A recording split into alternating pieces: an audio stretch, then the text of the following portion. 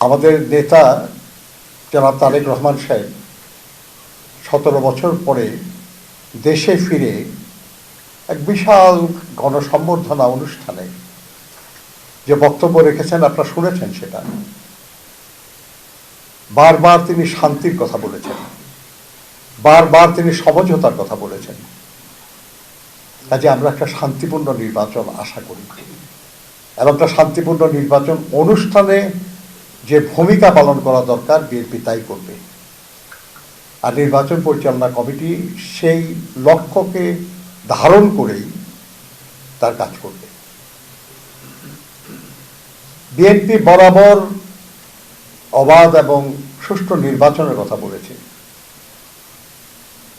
সেজন্যই আমাদের দল এবং দল কর্তৃক গঠিত এই নির্বাচন পরিচালনা কমিটি অবাধ সুষ্ঠু নির্বাচনের জন্যই কাজ করবে। আমরা এই কাজে আপনাদের সহযোগিতা চাই। আপনারা বরাবর আন্দোলন সংগ্রামে সহযোগিতা করেছেন, আমাদের কথা আপনারা জনগণের কাছে পৌঁছে দিয়েছেন। নতুন এবং ফিরে আসা গ্রাহকদের জন্য নগদে চলছে ক্যাশব্যাক সহ প্রতিদিন হাজারো উপহার জেতার সুযোগ। হবে আশা আর ফেরা, সারপ্রাইজ সেরা।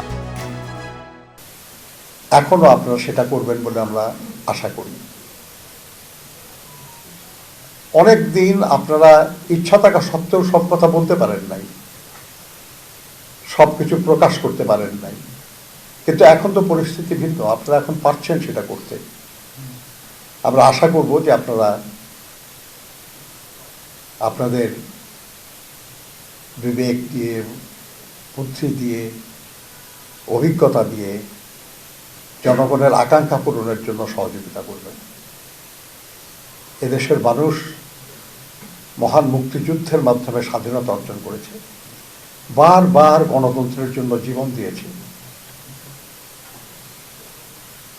গুম হয়েছে, খুন হয়েছে, নিপীড়িত হয়েছে, নিগৃহীত হয়েছে, পালিয়ে বেরিয়েছে।